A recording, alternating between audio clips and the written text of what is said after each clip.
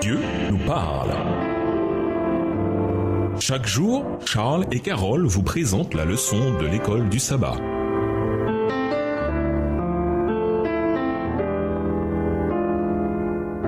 Bienvenue dans votre émission Dieu nous parle. Nous voilà mercredi 30 mars, alors que nous étions encore pécheurs. Que disent les textes suivants sur la nature humaine?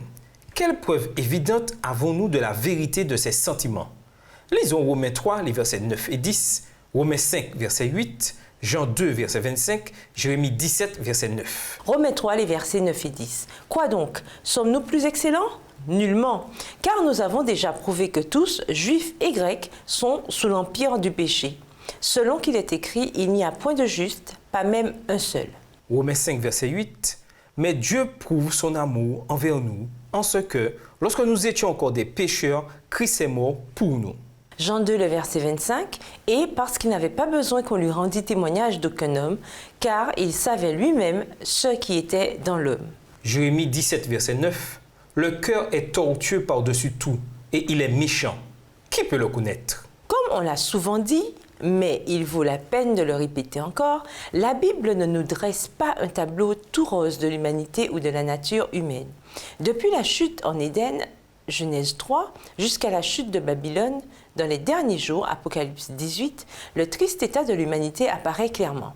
Et même si nous avons tendance à idéaliser, par exemple, les débuts de l'Église avant la grande apostasie, 2 Thessaloniciens 2, le verset 3, c'est une erreur. Voir 1 Corinthiens 5, le verset 1. Nous sommes tous des personnes brisées, déchues, et c'est la même chose en ce qui concerne la généalogie de Jésus lui-même.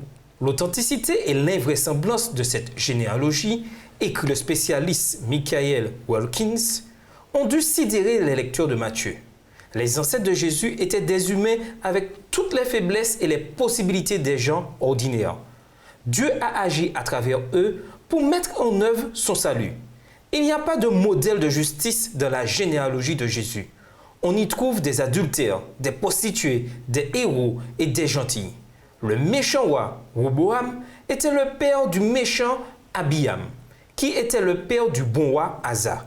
Asa était le père du bon roi Josaphat, qui était le père du méchant roi Joam. Dieu était à l'œuvre tout au long des générations qui se sont succédées pour accomplir ses desseins. Matthieu montre que Dieu peut employer n'importe qui, aussi marginalisé ou méprisé qu'il soit, pour accomplir ses desseins. Il s'agit précisément du genre de personnes que Jésus est venu sauver. C'est cela que l'on ne doit pas oublier, non seulement pour autrui, mais aussi pour soi-même. Quel chrétien, à un moment donné, ne s'est pas senti découragé, n'a pas douté de sa foi, ne s'est jamais demandé s'il était vraiment converti? En outre, ce sont souvent notre nature déchue, nos péchés, nos manquements qui provoquent ce découragement.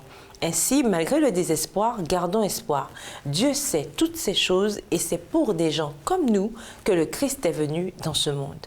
À quelle promesse de la Bible peut-on s'accrocher dans les moments de découragement et de désespoir spirituel? Et nous vous laissons avec la question du jour. Puisque nous pouvons venir à Jésus tel que nous sommes, devons-nous nous satisfaire de notre imperfection? Pourquoi? Au revoir. Et à demain si Dieu veut.